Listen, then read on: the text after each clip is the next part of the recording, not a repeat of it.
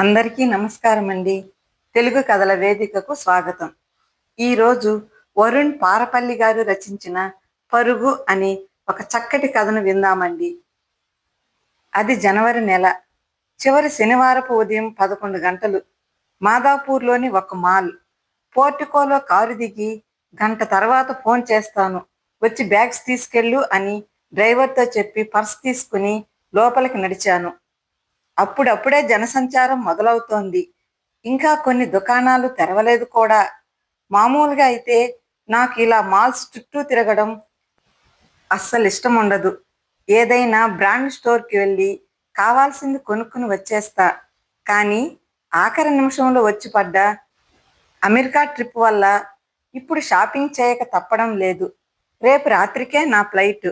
సరిగ్గా గంట సేపట్లో నాకు కావలసిన బట్టలు కొనడం పూర్తయింది. వాటిని తీసుకుని ఫుడ్ కోర్ట్లో కూర్చుని ఒక కాఫీ ఆర్డర్ ఇచ్చాను. కాఫీ రాగానే డ్రైవర్కి ఫోన్ చేస్తా. కాఫీ అయ్యేలోపు వచ్చి బ్యాగ్స్ తీసుకెళ్తాడు అనుకుంటూ అటు ఇటు చూస్తుండగా నాకు 2 టేబుల్స్ అవతల కూర్చున్న ఒక ఆమె మీద నా దృష్టి పడింది. ఆమెను ఎక్కడో చూసినట్టుంది. ఎక్కడ చూశాను? నేను ఇంతకు ముందు పనిచేసిన కంపెనీలోనా? కాదు, బహుశా అంతకంటే ముందు. కొంపదీసి మైథిలి కాదు కదా? మైథిలి గుర్తుకు రాగానే ఏదో అలజడి. ఇద్దరం వరంగల్లో పీజీ కలిసి చదువుకున్నాం. నేను హన్మకొండలో పుట్టి పెరిగాను. తను ఏదో పల్లెటూరు నుండి వచ్చింది. మా డాడీ బ్యాంక్ మేనేజర్, వాళ్ళ నాన్న ఒక సాధారణ రైతు. పీజీలో చేరిన కొత్తల్లో దానికి సరిగ్గా ఇంగ్లీష్ మాట్లాడడం కూడా వచ్చేది కాదు. కానీ మొదటి సంవత్సరం అయ్యేసరికి గొంగళ పురుగు సీతాకోక చిలుకగా మారినట్లు ఇంగ్లీష్ భాషలో, కంప్యూటర్ ప్రోగ్రామింగ్లో ఆరితేరిపోయింది. 3వ సెమిస్టర్లో తను మా యూనివర్సిటీ టాపర్గా నిలిచింది. చూస్తుండగానే కాలేజీలో అదొక స్టార్ లాగా ఎదిగిపోయింది. 4వ సెమిస్టర్లో తనను అధిగమించడానికి నేను సెమిస్టర్ మొదటి రోజు నుండే చదవడం మొదలుపెట్టాను. లెక్చరర్లు దానికి పేపర్ లీక్ చేస్తున్నారేమో అన్న అనుమానంతో పరీక్షలప్పుడు వాళ్ళ హాస్టల్కి వెళ్ళి చదివేదాన్ని. కానీ నేను అనుమానించినట్లు ఏదీ జరగలేదు. మైథిలి తను చదువుకోవడమే కాక తోటివారి సందేహాలు కూడా తీర్చేది. ఎంత పోటీపడి చదివినా చివరకు పరీక్షల్లో నాకు దానికంటే 2 మార్కులు తక్కువే వచ్చేవి. చదివినట్లే కనబడవు. ఇలా ప్రతిసారి నువ్వే టాపర్గా ఎలా వస్తున్నావే అన్న నా ప్రశ్నకు తన నవ్వే సమాధానమైంది. ఆ నవ్వు చూస్తే నాకు పుండు మీద కారం పూసినట్లు అనిపించేది. టౌనులో ఒక ధనవంతుల కుటుంబంలో పుట్టి పెరిగిన నన్ను కేవలం ఒక సాధారణ కుటుంబం నుండి వచ్చిన పల్లెటూరు ముద్దు దాటేయడం ఏంటి అని నాకు చాలా అసహనంగా ఉండేది. మా పీజీ పూర్తయింది. మాలో చాలామందికి క్యాంపస్ ఇంటర్వ్యూల్లో ఉద్యోగాలు వచ్చాయి. నాకు మైథిలికి ఒకే రోజు ఉద్యోగం వచ్చింది. కాకపోతే వేరే వేరే సంస్థల్లో. ఆ తర్వాత ఇదే దాన్ని చూడడం. అసలు అక్కడ కూర్చున్నది నిజంగా మైథిలియేనా? పిలిచి చూద్దాం, తనే అయితే పలుకుతుంది కదా అనుకుంటూ మైథిలి అన్నాను. ఆ పిలుపు విని ఆమె తల తిప్పి నా వైపు చూసింది. మీరు మైథిలీనా?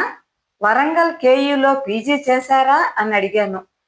దానికి ఆమె అవును, మీరు? సారీ, ఎక్కడో చూసినట్లుంది కానీ గుర్తు రావడం లేదు, ఏమనుకోకండి అంది. నేను గౌతమిని, నువ్వు ఎంసీఏలో నా క్లాస్మేట్వి. నా సమాధానం వినగానే టక్కున లేచి నా టేబుల్ దగ్గరకు కుర్చీ లాక్కుని, గౌతమి నువ్వా? ఎన్నాళ్ళైంది నిన్ను చూసి? పీజీ తర్వాత మనం కలవలేదు కదా? ఎక్కడ ఉంటున్నావు? ఎలా ఉన్నావు? ఏం చేస్తున్నావు? ఇక్కడేంటి అంటూ ప్రశ్నల వర్షం కురిపించింది మైథిలి. ఇక్కడే, జూబ్లీ హిల్స్, రోడ్ నెంబర్ 74. మొన్ననే 5 బెడ్రూమ్ ఇల్లా కొన్నాం. నేను గచ్చిబౌలిలో ఐటీ కంపెనీలో డైరెక్టర్గా వర్క్ చేస్తున్నా. నా కింద 150 మంది పనిచేస్తారు. ఇక మా వారు సొంతంగా కంపెనీ పెట్టారు. ఏడాదికి 100 కోట్ల టర్నోవర్. రేపు సాయంత్రం యుఎస్ వెళ్తున్నాను. దానికోసమే షాపింగ్ చేయడానికి వచ్చాను. ఇక ఫ్యామిలీ విషయానికి వస్తే 2 పిల్లలు. బాబు 7th చదువుతున్నాడు, పాప 9th. ఇద్దరూ సౌత్ ఇండియాలోనే బెస్ట్ బోర్డింగ్ స్కూల్లో చదువుతున్నారు. చేతి నిండా డబ్బు, ఉద్యోగంలో సక్సెస్, ఏ బాదరబందీ లేని జీవితం. ఇంతకంటే ఏం కావాలి చెప్పు అని తన స్పందన కోసం తన మొహంలోకి చూశా. తను నిజంగానే సంతోషిస్తున్నట్లు super, I am happy for you అంది. ఇంతలో కాఫీ వచ్చింది. ఇంకొక కాఫీ మైథిలి కోసం ఆర్డర్ ఇవ్వబోతే తను వద్దు అంది. కాఫీ సిప్ చేసి సరే గాని నీ సంగతేంటి, పొద్దున్నే మాల్లో న్యూస్ పేపర్ తిరగేస్తున్నావు, నువ్వు షాపింగ్కి వచ్చావా అడిగాను. లేదు, దగ్గరలో ఉన్న స్కూల్లో పిల్లలకు టాలెంట్ టెస్ట్ ఉంది ఈరోజు. వాళ్ళ ఎగ్జామ్ అయ్యేంత వరకు టైం పాస్ చేయాలి కదా, మాల్ అయితే ఫ్రీ వైపే ఉంటుందని ఇలా వచ్చా. కన్ను గీటింది మైథిలి. ఓ నైస్, మీ పిల్లల పుణ్యమా అని మనం కలుసుకున్నాం. ఎంసీఏ తర్వాత ఎవరి దారిన వాళ్ళు వెళ్ళిపోయాం. మనం ఒకరి పెళ్ళికి ఒకరు కూడా రాలేదు. మన వాళ్ళు ఇంకెవరైనా టచ్లో ఉన్నారా అడిగాను. పీజీ తర్వాత ఎవరూ కలవలేదు. కాకపోతే ఈ మధ్య వాట్సాప్ పుణ్యమా అని కొందరు టచ్లోకి వచ్చారు. మొదట ముఖాముఖి కలిసింది మాత్రం నిన్నే. నీ నంబర్ ఇవ్వు, మన క్లాస్ గ్రూప్లో యాడ్ చేస్తా అని నా నంబర్ తీసుకుని సదరు వాట్సాప్ గ్రూప్లోకి నన్ను చేర్చింది. నాకు కుతూహలంగా ఉంది. ది గ్రేట్ ర్యాంకర్ ఇప్పుడు ఏం చేస్తోందా అని. అదే అడిగాను. ఇంకేంటి సంగతులు, నువ్వెక్కడ ఉండేది, ఎక్కడ జాబ్ చేస్తున్నావు అని అడిగాను. నేను జాబ్ మానేసి 10 ఏళ్ళవుతోంది. మా వారు ఓ కన్స్ట్రక్షన్ కంపెనీలో డైరెక్టర్. 2 పిల్లలు, ఒక అమ్మాయి ఒక అబ్బాయి. పాప +2 చదువుతోంది, బాబు 9th. పాపకి బ్యాచిలర్స్కి యుఎస్ వెళ్ళాలని ఉంది. శాట్కి ప్రిపేర్ అవుతోంది. కొండాపూర్లో ఉంటున్నాం. Simple life. ఇదిగో ఇదే మా ఫ్యామిలీ అని ఫోన్ అందించింది మైథిలి. ఫోటోలు చూసి తన ఫోన్ తిరిగిస్తూ, అదేంటే అంత షాక్ ఇచ్చావు, నువ్వు మన బ్యాచ్ టాపర్వి, లెక్చరర్లకు ఫేవరెట్ స్టూడెంట్వి. అలాంటిది నువ్వు జాబ్ మానేసి ఇంట్లో కూర్చోవడం ఏంటి ఆశ్చర్యపోతూ అడిగాను. అలాంటిదేం లేదు, నీకు తెలుసు కదా, ఎంసీఏ అవుతూనే క్యాంపస్ సెలక్షన్స్లో ఉద్యోగం వచ్చింది. పెళ్లికి ముందు 3 సంవత్సరాలు, ఆ తర్వాత 5 ఏళ్ళు ఉద్యోగం చేశాను. బాబు పుట్టాక ఉద్యోగం మానేసి ఇంట్లోనే ఫుల్ టైం అమ్మ జాబ్ చేస్తున్నా. ఇప్పుడు పిల్లలు కొంచెం పెద్దవారయ్యారు, వాళ్ళ పనులు వాళ్ళు చేసుకోగలరు. అందుకే సాయంత్రం మా కాలనీ పిల్లలకు ట్యూషన్స్ చెప్తున్నాను. అది సరే గాని మీ ఫ్యామిలీ ఫోటోలు చూపించవా అడిగింది. తన మాటలకు నాలో అహం కొంచెం శాంతించింది. ఇప్పుడు నా వైభవం తనకు చూపించే అవకాశం దొరికింది అని లోపలే సంతోషిస్తూ, తప్పకుండా ఇవిగో చూడు అని ఫోన్ లాక్ తీసి తనకు అందించాను.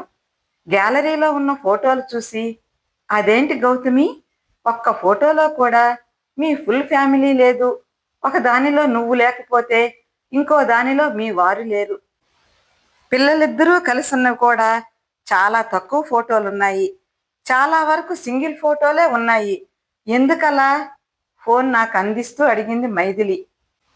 ఓ అదా, ఏం లేదు, మా పిల్లలిద్దరూ బోర్డింగ్ స్కూల్స్లో చదువుతున్నారు కదా, నాకు మా వారికి వర్క్తో క్షణం తీరిక ఉండదు. ఆయన బిజినెస్ మీద, నేను ఉద్యోగరీత్యా ఎప్పుడూ ట్రిప్పుల మీదే ఉంటాము. పిల్లలకు సెలవులు వచ్చినప్పుడు మాత్రం మా ఇద్దరిలో కనీసం ఒకరి ఇంట్లో ఉండేలా ప్లాన్ చేస్తాం. ఇక పిల్లలు కూడా వేరువేరు తరగతులు, వేరువేరు స్కూల్స్ కాబట్టి వాళ్ళిద్దరికి కూడా కలిసి ఉండే సమయం తక్కువ. అందుకే అన్నీ సింగిల్ ఫొటోస్ ఉన్నాయి అన్నాను. అంతలోనే ఇదేంటి, నేను దానికి సంజాయిషి ఇస్తున్నాను అనుకుని సర్దుకుంటూ, పిల్లలను ఒక వయసు తర్వాత స్వతంత్రంగా ఉండనివ్వాలి, అప్పుడే వాళ్లకు బాధ్యత అలవాటవుతుంది. ఈ కాలం పిల్లలు చాలా షార్పు, వాళ్లకు మనం కూర్చోబెట్టి నేర్పాల్సిన పని లేదు. నన్ను అడిగితే నువ్వు అనవసరంగా జాబ్ మానేశావు, నీ డిగ్రీకి నువ్వు న్యాయం చేయడం లేదు. ఒక్కసారి ఆలోచించు, నువ్వు కూడా జాబ్ చేస్తే నీ జీతము మీ వారి సంపాదన కలిపి మీకు చాలా ఉపయోగపడేది. ఇప్పుడు ఉంటున్న కొండాపూర్లో కాకుండా ఇంకొంచెం మెరుగైన చోట ఇల్లు కొనగలిగేవారు, హాయిగా ప్రపంచం అంతా తిరిగి చూసేదానివి. అసలు మీ లైఫే వేరే లెవెల్లో ఉండేది. నీకెప్పుడూ అలా అనిపించలేదా? ఆఖరి వాక్యాలను ఒత్తి పలుకుతూ మైథిలి మొహంలో భావాలను చదవడానికి ప్రయత్నించాను. దానికి చిరునవ్వు నవ్వి, ఆఫ్ కోర్స్, ఇప్పటి పిల్లలు చాలా షార్పు, ఒప్పుకుంటాను. కానీ వాళ్ళకి ఏది మంచి ఏది చెడు అనే విచక్షణ నేర్పాల్సింది మాత్రం తల్లిదండ్రులే. ఇప్పుడు బాగుపడటానికి ఎన్ని అవకాశాలు ఉన్నాయో, చెడిపోవడానికి అంతకంటే ఎక్కువ దారులున్నాయి. పిల్లలపై మనం పెట్టగలిగిన అతి ముఖ్యమైన పెట్టుబడి మనం వాళ్ళతో గడపగలిగే సమయం. మనం వాళ్ళని దేశాలు తిప్పకపోయినా, ఆస్తులు సంపాదించి ఇవ్వకపోయినా పర్లేదు, వాళ్ళను మంచి వ్యక్తిత్వం ఉన్నవారిలా తీర్చిదిద్దగలిగితే చాలు. అదే మనం వారికి ఇచ్చే నిజమైన ఆస్తి. బదులిచ్చింది మైథిలి. ఇవన్నీ కాదే, నీలా టాలెంట్ ఉండి జాబ్లో గ్యాప్ వచ్చిన ఆడవాళ్లకు మా కంపెనీలో మేము ప్రత్యేకంగా జాబ్స్ ఇస్తాము, సెకండ్ ఛాన్స్ లాగా. నువ్వు కావాలంటే ఇంటర్వ్యూ కూడా లేకుండా నిన్ను తీసుకుంటా. నా ఈమెయిల్ ఐడి నీకు మెసేజ్ చేస్తా, నీ రెజ్యూమే నాకు పంపించు అన్నాను. అలా అంటున్నప్పుడు ఉద్యోగాలు ఇచ్చే స్థాయిలో ఉన్నానన్న గర్వం నా గొంతులో పలికింది. లేదు గౌతమి, నీ అభిమానానికి థ్యాంక్స్, కానీ మేము సుఖంగా బతకడానికి సరిపోయేంత మా వారు సంపాదిస్తున్నారు. దేవుడి దయ వల్ల కొంత వెనకేశాం. జీవితంలో 0 నుండి మొదలై ఈ స్థాయికి వచ్చాం. ఇక పిల్లలు, వారికి నచ్చింది చేయగలిగేలా మేం సపోర్ట్ చేయగలిగితే చాలు అంటూ తను సున్నితంగా తిరస్కరించింది. ఇదేంటి, నా ఆస్తి హోదా చూపించి దాన్ని చిన్నపుచ్చాలనుకుంటే అది అస్సలు ఏమీ పట్టనట్లు ఇంత కూల్గా ఉందేంటి? కౌచ్లో కూర్చున్న నాకు ఉన్నట్టుండి ముళ్ల మీద కూర్చున్నట్లు అనిపించింది. ఫోన్ తీసి డ్రైవర్కి డైల్ చేశా. లైన్ కలవలేదు. మళ్ళీ ప్రయత్నించి కలవకపోయేసరికి విసుగ్గా పెట్టేశాను. ఏమైంది గౌతమి, ఎవరికి ఫోన్ ట్రై చేస్తున్నావు అడిగింది.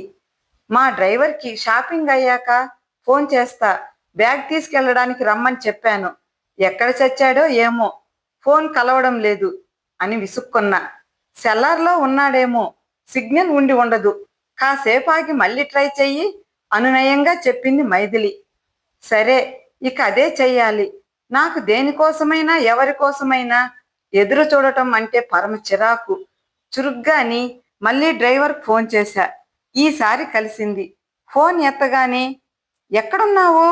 1/2 గంట నుంచి నీకు ట్రై చేస్తున్నా, రా, ఫుడ్ కోర్ట్కి వచ్చి బ్యాగ్స్ తీసుకెళ్ళు అని చెప్పి పెట్టేశా.